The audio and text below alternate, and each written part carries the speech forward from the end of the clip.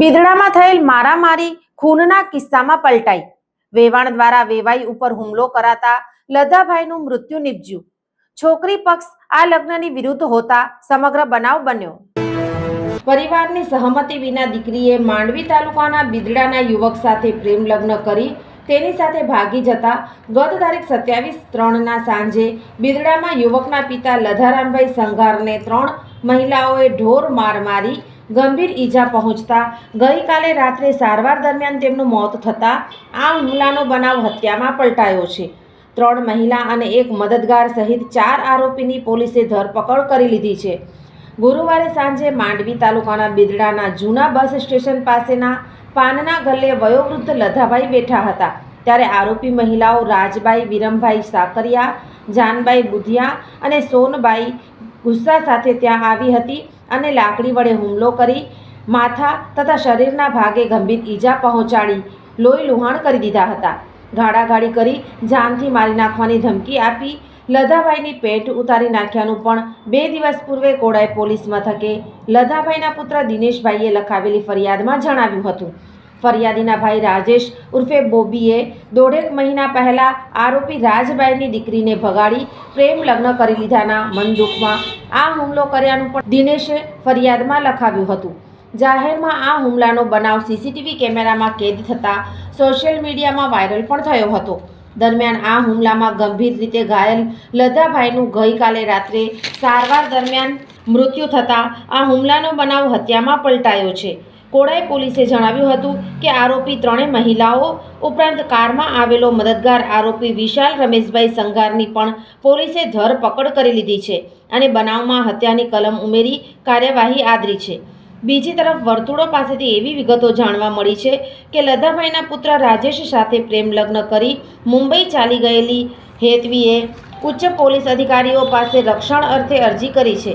તો આવા રક્ષણની માંગ મૃતક લધાભાઈની ભાણેજી એવી મંગવાણા જૂથ ગ્રામ પંચાયતમાં મહિલા તલાટી તરીકે નોકરી કરતી ભૂમિકા મધુસૂદન છાટબારે કરી છે.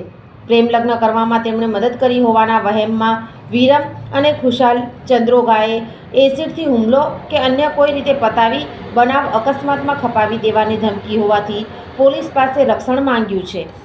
સાહેબ, મારું નામ દિનેશ લધાભાઈ સંઘાર છે.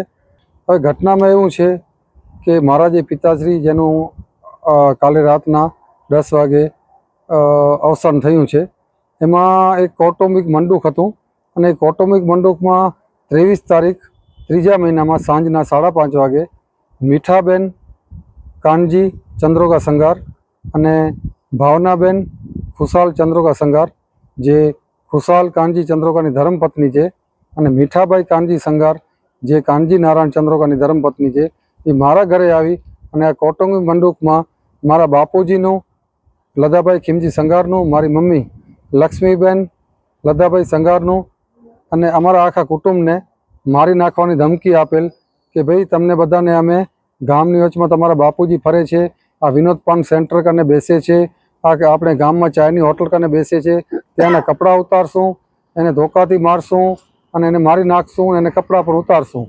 તો એ બાબતમાં મારા બાપુજીએ આપણે તારીખ 25ના આપણે એસપી સાહેબ ભુજમાં ફરિયાદ આપેલ અને એની આપણે એસઓ કે જે નકલ કહેવાય એ નકલ આપણે કોડાઈ પોલીસને બિદડા પોલીસમાં પણ આપેલ.